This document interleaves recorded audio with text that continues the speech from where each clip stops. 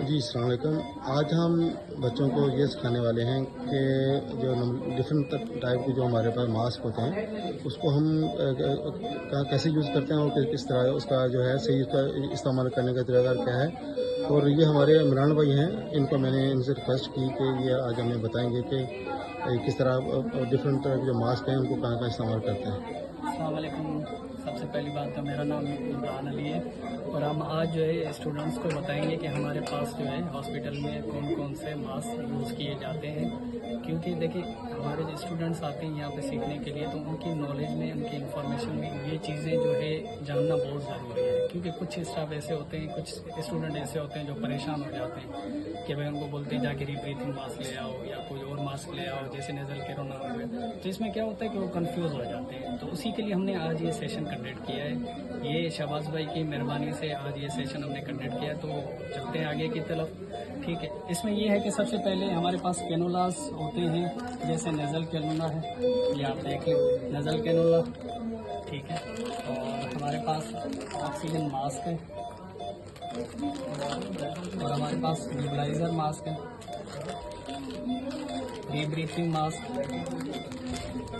और हमारे पास एक मास्क आता है जो CPAP और YPAP के लिए यूज होता है। अब हम आपको बताते चले कि जो हमारे पास कैनुलास पड़े हुए हैं, जो मास्क पड़े हुए हैं, तो इनका यूज़ कितने तक करना चाहिए। और उसके बाद जैसे कि डॉक्टर हमें बोलता है कि 1 to 3 लीटर पेशेंट को अगर ऑक्सीजन चल रही है तो हम क्या करेंगे, नेजल कैनुला पे पेशेंट को लेंगे 1 to 3 लीटर। इन केस अगर पेशेंट हमारे पास ऐसे आते हैं जैसे COPD के पेशेंट हैं या कोई और, तो उसमें क्या होता है कि डिमांड जो है ना ऑक्सीजन की बढ़ जाती है।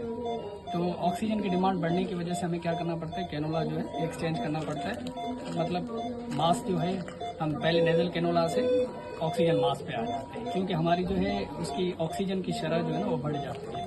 तो उसकी वजह से ये होता है कि हम जो इस लीटर पे 4 से लेके कितने तक, जैसे नेजल कैनुला का बताया मैंने आपको 1 to 3 लीटर। ठीक है, उसके बाद अगर ऊपर ऑक्सीजन चाहिए तो 4 to 10 लीटर तक हम इसमें ऑक्सीजन मास्क पे ले सकते हैं।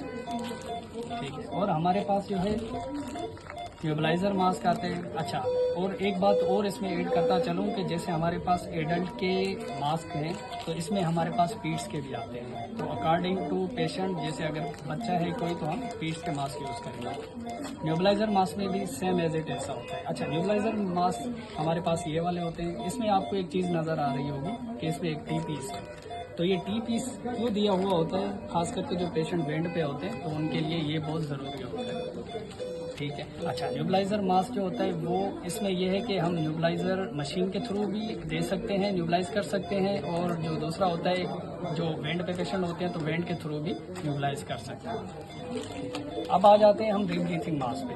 रीब्रीथिंग मास्क हम उन पेशेंट्स को लगाते हैं जो खास करके जैसे COPD के पेशेंट होते हैं या रेस्पिरेटरी के, उनके बहुत इश्यू होते हैं। तो इसमें क्या होता है, कार्बन डाइऑक्साइड जो होता है तो पेशेंट नहीं बना पाता, तो उसको जो है वापसी रिटेन करना होता है। तो रिटेन करने के लिए रीब्रीथिंग मास्क बहुत ज़रूरी है। और इसमें हमारे पास ये मास्क आता है एक, जो कि बाईपेप और CPAP के यूज़ में लाया जाता है। जो COPD के पेशेंट होते हैं तो उनके लिए ये बहुत ज़रूरी होता है। कुछ पेशेंट ऐसे होते हैं जिनको ऑल नाइट जो है बाईपेप की या CPAP की नीड होती है, तो उसमें हमें ये मास्क चाहिए। तो ये हमारे स्टूडेंट्स के लिए बहुत ज़रूरी है, पता होना चाहिए। बच्चों, आप लोगों को समझ आया? जी सर। अगर कोई भी क्वेश्चन है तो आप इमरान भाई से रेज कर सकते हैं। विकास, आपको कुछ समझ में रहा है? जुनेद, आप बताएं कुछ। हनान, आप कुछ बताएंगे? समझ में आया बेटा? जी सर। आपको तो बताने की जरूरत नहीं मेरे ख्याल में।